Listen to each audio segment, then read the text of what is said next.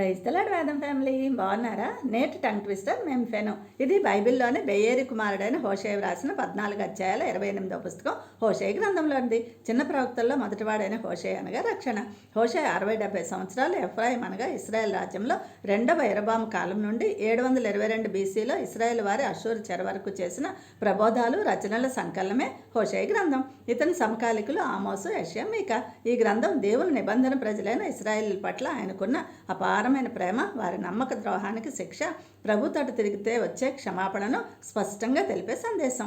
హోషేయ దేవుని ఆదేశానుసారం సింబాలిక్గా వ్యభిచార స్త్రీ గోమెరును ప్రతీకాత్మకమైన వివాహం చేసుకుని 3 పిల్లలను కన్నాడు.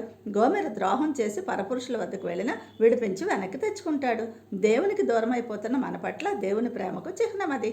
దీనిలో ముఖ్య వచనాలు 2:23లో హోషేయ పిల్లలు. యజ్రీయేల్ అనగా దేవుడు విత్తనం, లోరుహామా అనగా జాలిన ఉందన్నది, లోమ్మి అనగా నా జనం కాదని, 2:19లో నిన్ను ప్రధానం చేసుకుందను, 2:14-15లో ఆకోరు లోయను నిరీక్షణ ద్వారంగా చేతునని, 4:1లో తీర్పు, 6:6లో నేను బలిని కాదు కనికరంనే కోరదనని, 13:14లో ఓ మరణమా నీ విజయం ఎక్కడ, 14:4లో మనఃపూర్వకంగా దానిని ప్రేమించను.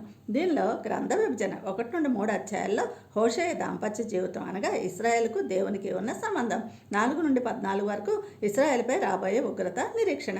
దీనిలో క్రీస్తు ఛాయలు, 11:1లో నా కుమారుని ఈజిప్ట్ నుండి పిలిచితిని, 2:23లో నా జనము కానివారు అనగా అన్యజనులైన మనమే, 13-14లో మరణపు ముళ్ళను విరిచిన క్రీస్తును చూస్తాం. దీనిలో ముఖ్య సందేశం, దేవుడు కోరుకునేది కర్మకాండలు కాదు, హృదయపూర్వకమైన ప్రేమ, జ్ఞానము.